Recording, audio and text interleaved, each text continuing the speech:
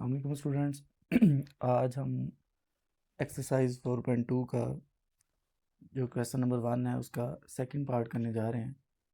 तो second part है हमारे पास determinant of A plus B A minus B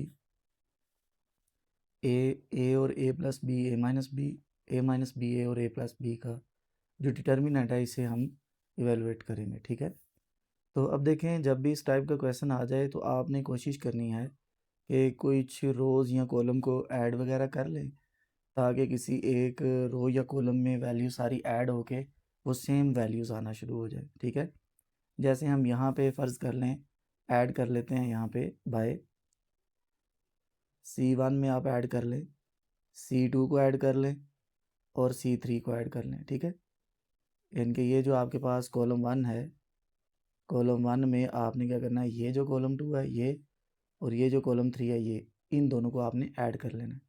ठीक है, तो देखें अगर हम इसको ऐड करें तो हमारे पास क्या आता है, C1 आपके पास क्या है, ए प्लस बी ए और ए माइनस बी। ठीक है, अब हम इसमें ये C2 वाली वैल्यूज़ ऐड करते हैं तो जिसमें आपके पास आ जाएगा ए माइनस बी प्लस ए प्लस बी और यहाँ पे ये वाला जो है ए आ जाएगा। अच्छा, अब इसके बाद देखें जो C3 है उसमें ए माइनस बी और ए प्लस बी आ रहा है, तो यहाँ पे क्या आ जाएगा, प्लस ए माइनस बी और यहाँ पे प्लस ए माइनस बी। अब देखें हमने जो C1 में C2 और C3 को ऐड किया था, बाकी जो हमारा कॉलम 2 और कॉलम 3 जो है वो सेम रहेगा। ये ए माइनस बी ए प्लस बी और यहाँ पे ए आ जाएगा, यहाँ पे इसी तरह ए माइनस बी और यहाँ पे बेटा ए प्लस बी आ जाएगा, इसका डिटर्मिनेंट। अब जो कॉलम 1 में जो वैल्यूज़ कैंसिल होती है उन्हें आप कैंसिल कर दें, तो अगर देखा जाए तो ये जो बी है इस बी से कैंसिल हो रहा है, ये वाला बी इस बी से कैंसिल हो रहा है, ये माइनस बी और ये यहाँ पे माइनस बी है और एक जो है वो आपके पास क्या होगा, प्लस बी होगा। ठीक है, तो ए में ए माइनस बी ऐड कर लिया आपने, तो उसको ज़रा देख लें, ए में ए माइनस बी और फिर ए ऐड कर लिया, फिर ए प्लस बी, ये देखें ना, ये थ्री जब इसमें ऐड किया था तो ये प्लस बी है तो यहाँ पे प्लस आएगा। ठीक है, तो जब यहाँ पे प्लस होगा तो प्लस और ये माइनस, ये आपके क्या हो जाएंगे, कैंसिल हो जाएंगे। ठीक है, तो इसको देखते हैं, इसको देखें जी, ये कैंसिल हो जाएंगे।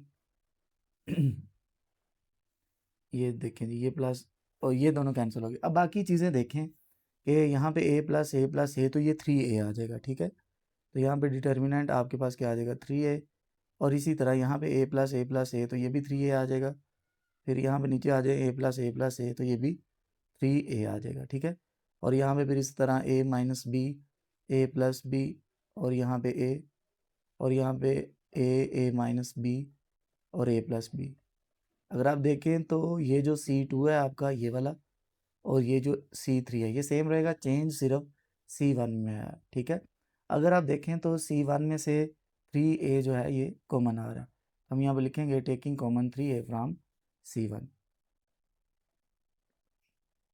Taking common 3a from C1। C1 में से आपने 3a को कॉमन ले लेना, तो जब आप 3a कॉमन लेंगे बाकी आपके पास जो डिटर्मिनेंट बनेगा, कॉलम में फर्स्ट कॉलम है तो 1 1 1 आ जाएगा और सेकंड और थर्ड कॉलम सेम रहेगा, ए माइनस बी ए प्लस बी और यहाँ पे ए आ जाएगा, फिर यहाँ पे ए माइनस बी और ए प्लस बी आ जाएगा। ठीक है, अच्छा तो स्टूडेंट्स इसके बाद आपने क्या करना है कि आपने ये जो आपके पास फर्स्ट कॉलम में 1 1 1 है तो इसमें बाकी जो 1 1 है इनको ज़ीरो बना लें। ठीक है, मतलब इस 1 को भी ज़ीरो बना लें, इस 1 को भी ज़ीरो बना लें, तो ये जो 1 है ये R2 में पड़ा हुआ है, R2 माइनस R1 करेंगे तो यहाँ पे ज़ीरो बन जाएगा। ये जो 1 है ये R3 में पड़ा हुआ है तो R3 माइनस R1 करेंगे तो ये भी ज़ीरो आ जाएगा। तो मतलब जब हम माइनस करेंगे तो सारी रो को ही माइनस करना पड़ेगा, जैसे कि यहाँ पे मैं लिखता हूँ bye R2 minus R1 and R3 minus R1। ठीक है, तो यहाँ पे आपके पास फिर क्या आ जाएगा, 3a और डिटर्मिनेंट में क्या आ जाएगा, पहले तो फर्स्ट कॉलम सेम ही आ जाएगा 1 a माइनस बी और यहाँ पे a आ जाएगा। अब यहाँ पे क्या आ जाएगा, R2 क्या है 1 और -R1 करना है तो 1 - 1 आ जाएगा, ठीक है। फिर R2 क्या है, A+B, और फिर -R1 क्या है, वो A-B है, तो A-B आ जाएगा साथ। फिर इसी तरह आप यहाँ पे बात करें तो ये क्या A-B है और साथ -A आ जाएगा, ठीक है, R2 - R1। फिर यहाँ पे अब R3 - R1 करेंगे, 1 - 1, R3 का ये 1 और R1 का ये 1, ये दोनों माइनस हो जाएंगे। फिर ये इसका A और ये इसका A-B, तो यहाँ पे आ जाएगा A- इंटू A-B। फिर उसी तरह A+B - A आ जाएगा, A+B - A। ये आपके पास इसका डिटर्मिनेंट है। अब ब्रैकेट्स को ओपन करें, जो कैंसिल होता है उसको कैंसिल करते हैं, बाकी इसको सिंप्लीफाई करते हैं। तो 3A डिटर्मिनेंट 1, ये कॉलम वाइज 1 0 0 आ जाएगा। यहाँ पे आपके पास सेकंड कॉलम में A-B, बाकी A+B -A और +B, बाहर माइनस हो ना तो अंदर के साइन चेंज हो जाते हैं। इसी तरह यहाँ पे A आ जाएगा और A-B और यहाँ पे -A आ जाएगा। तो इसी तरह नीचे आ जाए तो ये A- और बाहर माइनस है, ये भी अंदर के साइन चेंज हो जाएंगे, और यहाँ पे A+B -A। अब देखें जो पहले कैंसिल हो रहे थे वहाँ पे भी कर सकते थे, तो यहाँ पे हम कर लेते हैं। देखें जी, यहाँ पे जो है वो आपका ये -A है और ये +A है, ये दोनों कैंसिल हो जाएंगे। ये +A है और ये -A है, ये भी कैंसिल हो जाएंगे। ये -A और ये +A, ये भी कैंसिल, और ये भी कैंसिल। बाकी जो आपका डिटर्मिनेंट बचा है उसको हम नेक्स्ट लिखते हैं, कैसे लिखना है वो देखें ज़रा। बाकी डिटर्मिनेंट है जी आपके पास 3A, और डिटर्मिनेंट आपके पास आ जाएगा 1 A-B, A यहाँ पे 0 आ जाएगा, और B, ये B और ये B ऐड होके 2B आ जाएगा। यहाँ पे 2B और यहाँ पे फिर -B, और इसी तरह 0 B और फिर B आ जाएगा। अच्छा, जब भी आपके पास किसी कॉलम में या किसी रो में ज़ीरोज़ ज़्यादा आ जाएँ तो उसको एक्सपेंड करना होता है। तो अब देखिए C1 में ज़ीरो ज़्यादा आ रहे हैं तो आपने C1 को एक्सपेंड करना है। तो यहाँ पे हम क्या लिखेंगे, एक्सपेंडिंग C1। तो आपके पास क्या आ जाएगा, फर्स्ट रो और फर्स्ट कॉलम को पहले आपने डिलीट करना है।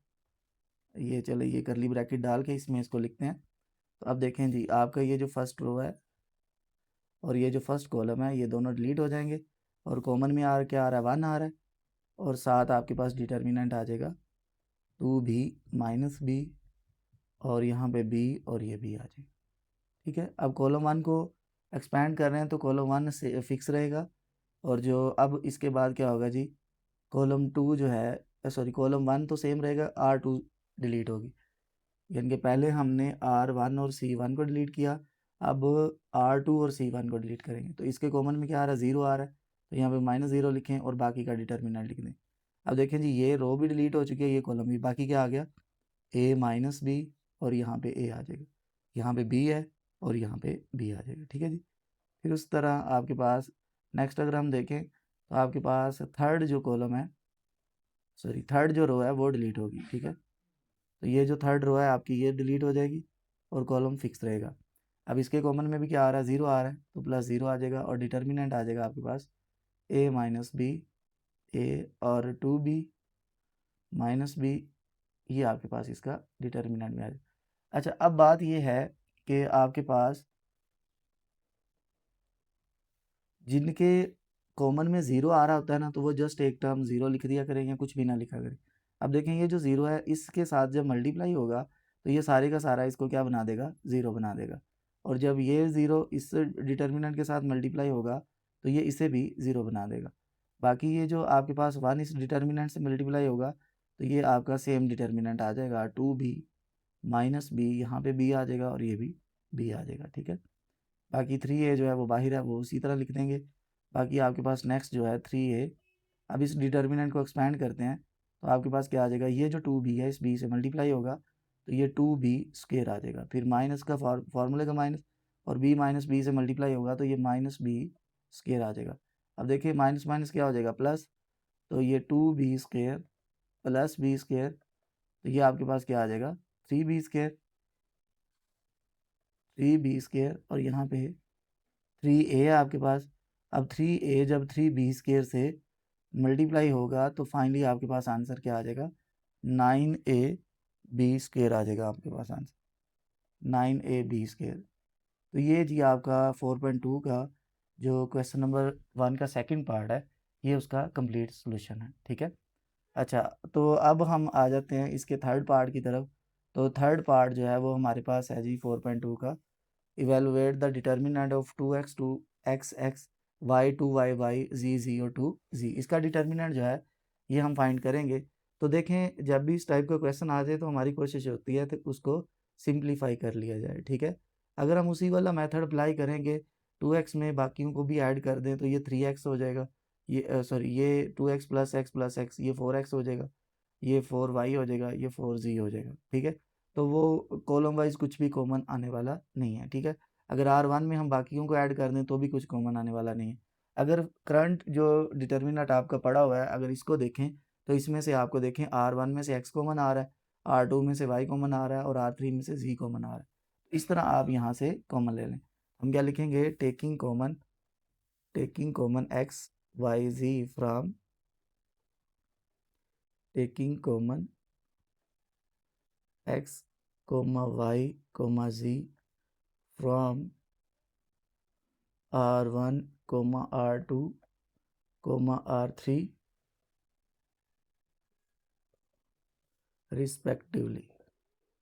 रिस्पेक्टिवली से मुराद यहाँ पे ये होता है कि आपके पास ये जो x है इसका लिंक R1 से होगा, y का R2 से, z का R3 से। मतलब x जो है वो R1 में से कॉमन आएगा, y जो है वो R2 में से आएगा, z जो है वो R3 में से कॉमन आएगा। राइट।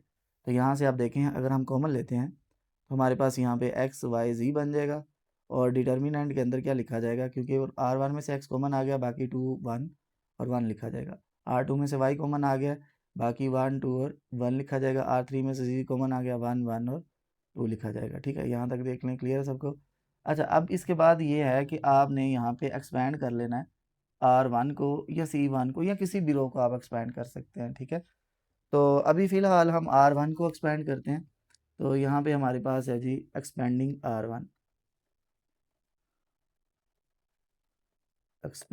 R1, तो जब आप R1 को एक्सपेंड करेंगे तो फर्स्ट रो और फर्स्ट कॉलम डिलीट हो जाएगा। अब R1 जो है ये फिक्स रहेगा। जब फर्स्ट रो और फर्स्ट कॉलम डिलीट होंगे तो आपके पास जो कॉमन एंट्री है ये एक्स वाई जी तो ऐसे ही लिखा जाएगा, और यहाँ पे जो कॉमन एंट्री है वो 2 आ गया, बाकी डिटर्मिनेंट आ जाएगा जो कि आपके पास लिखा हुआ है 2 1, यहाँ पे 1 और 2 आ जाएगा। ठीक है। फिर उसके बाद फर्स्ट रो और सेकंड कॉलम डिलीट होगा आपका। ठीक है। फर्स्ट रो और ये जो सेकंड कॉलम है ये आप डिलीट कर लेंगे। इसकी जो कॉमन एंट्री आपके पास आ रही है वो क्या आ रही है, 1। अच्छा, ये भी मैंने आपको बताया कि फर्स्ट टर्म पॉजिटिव लेनी है जब R1 को एक्सपैंड करना है, सेकंड टर्म जो है वो नेगेटिव लेनी है। इसकी कॉमन एंट्री क्या आ रही है, 1, तो यहाँ पे 1 लिख देंगे और डिटर्मिनेंट साथ आ जाएगा आपके पास 1 1 और 1 और 2। ठीक है। देखिए ना, फर्स्ट रो भी डिलीट हो गई और सेकंड कॉलम भी डिलीट हो गया, बाकी ये एंट्री बच गई ना, वो ये 1 और ये 1, ये 1 और ये 2। ठीक है, ऐसे लिख दिया।